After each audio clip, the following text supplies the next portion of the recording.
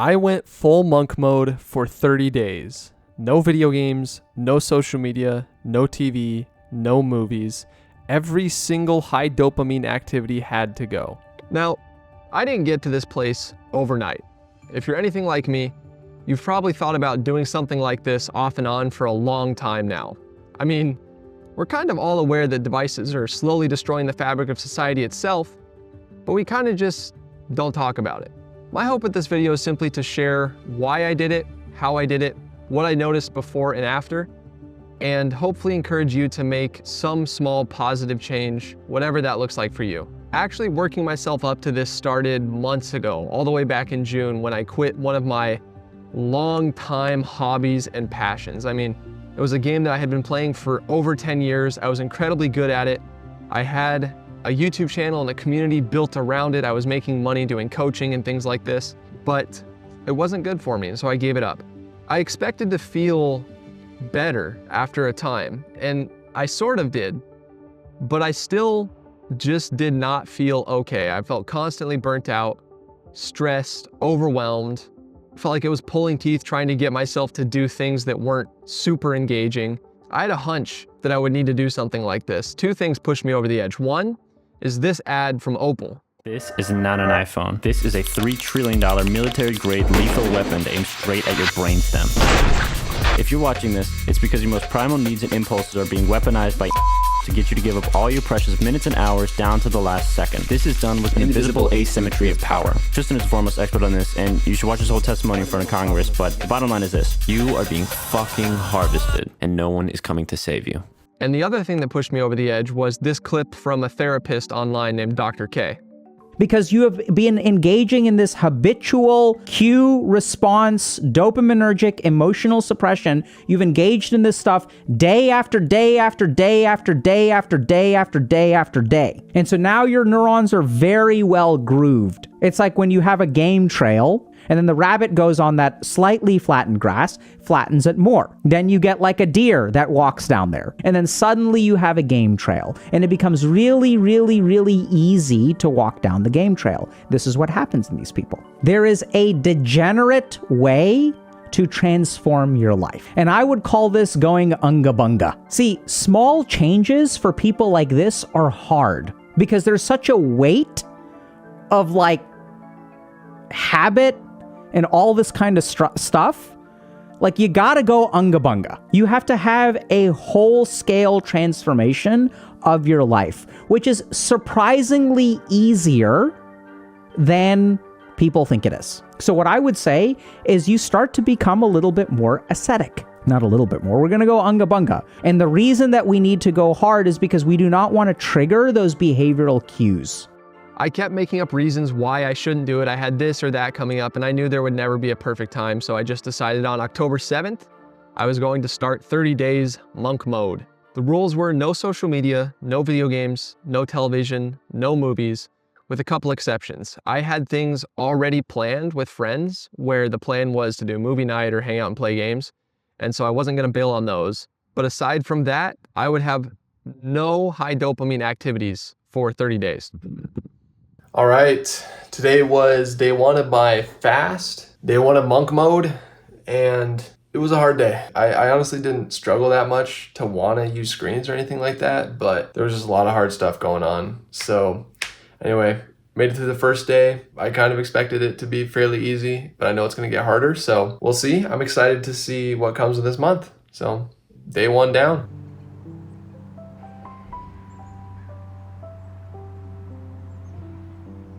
All right, day two. Today was hard and good. It was hard because I have a really hard thing coming up that I have to do, an interpersonal thing. I have no way of avoiding it, and it's stressing me out horribly, constantly. On the other hand, I still feel a lot more mentally free and present. Feels like you're just living, like actually living, like you're existing. Like these past 2 days have felt like so free of mental clutter. Like I'm not just jumping from one thing and having my brain and my thoughts dictated for me constantly. So anyway, good stuff. Day two.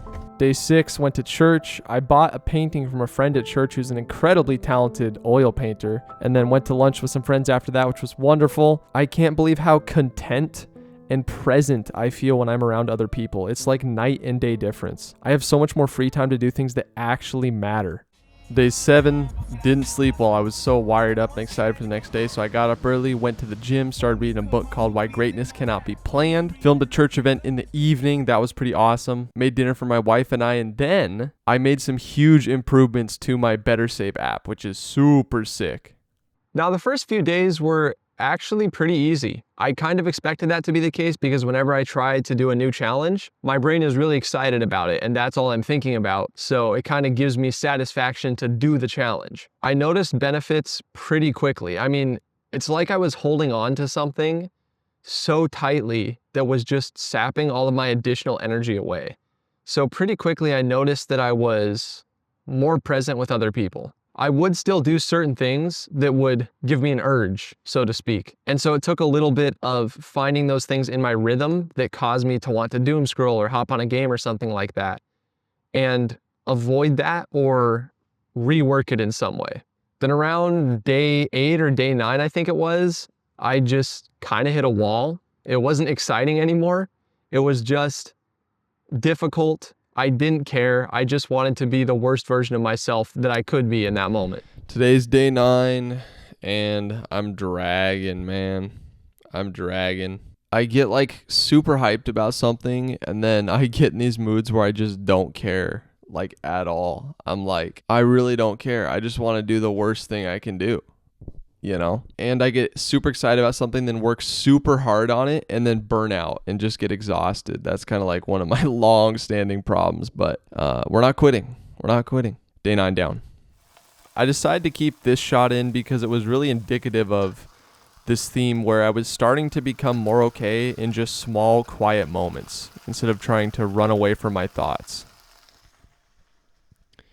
One thing I've been realizing, obviously I have a lot of extra time, and so I've been reading. I mean, what else am I going to do with all that time? This one book that I've been reading is so good, and it made me realize yesterday when I was thinking about it that taking the time to mentally engage with this one idea in this one book is having more lasting positive impact on my psyche than tens of thousands of random Instagram posts, X posts, whatever else that you scroll past and you're like, oh, that's so good, that's so helpful, and you do absolutely nothing with it. Whereas taking the time to mentally engage with an author and their idea in a book is so much more impactful in my opinion. And it just made me realize how almost empty social media is. Like, we think it's tapping us into this wealth of information, but I think it's actually all a facade in a way. I need to keep reading is what I'm realizing. Keep reading. But I didn't give up. I persevered. And one thing I started doing is I wrote down a list of all the things that I'd done during that 30 days so that I could go back and remind myself of the things that I had actually done that I might not have done otherwise. Because sometimes with things like this, I don't give myself enough credit, and I'll look back and I won't be able to remember what I actually did completely. And so writing down helped me go, oh no, there was actually a lot of good stuff that happened this month. I pushed through it though, and at some point it stopped becoming new or difficult. It was just my default mode of operating. And that's really when I started to notice the benefits. All right, it's been a while since I recorded an update. We are on day 26. And at some point after day 17, 18, I just stopped counting.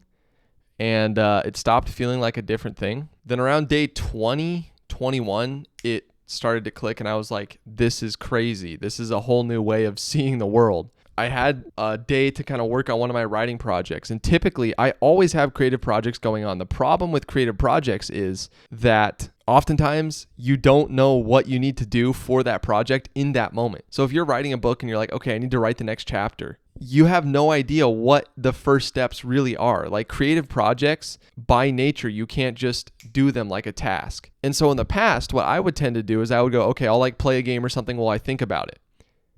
Doesn't work. Doesn't work.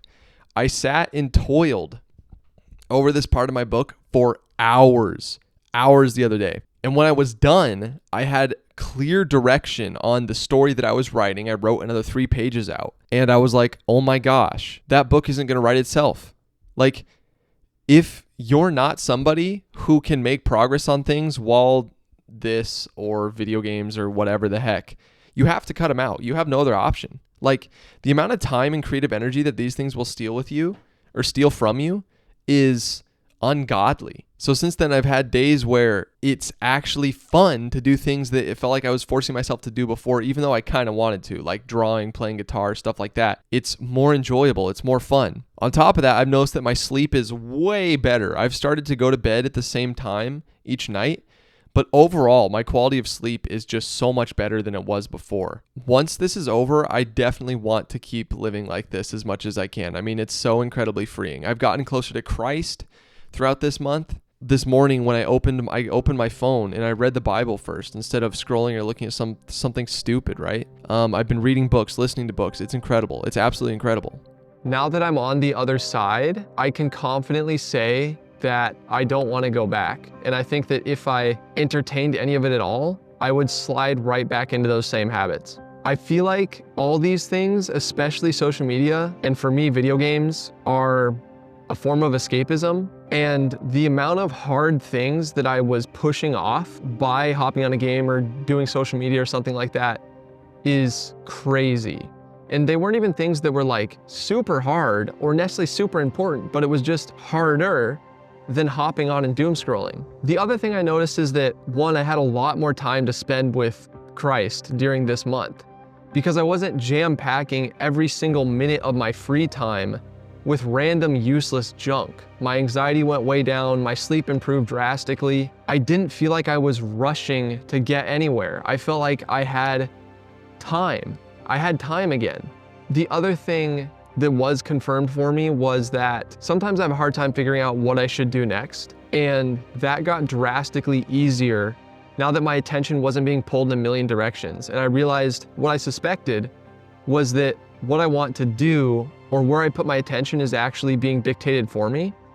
And some of the things that I thought I wanted to do while I was still scrolling, playing video games, all that stuff, I have no desire to do anymore now that I'm separate from those things. And the things that I actually want to do that call to me, like make films, like write, like read, go to the gym. These things are so much more fulfilling than they used to be. And these are the things that I want to do. They're not as flashy or sexy as that high you get from scrolling TikTok or from playing a competitive multiplayer game and you do something awesome. But it's more meaningful and enduring. And over time, I learned about this, your dopamine receptors will rebuild and you'll start to find joy in things that you didn't used to. I mean, I could go on and on and on about the benefits, but I'm on day 33, still have not doom scrolled on social media. I've played 15 minutes of the 30 minutes of a video game last night, but I'm considering just getting rid of all of it entirely. There's still that like lazy bone in me that just wants to just give yourself that little bit, just give yourself that little bit. But at least for me, an inch becomes a mile.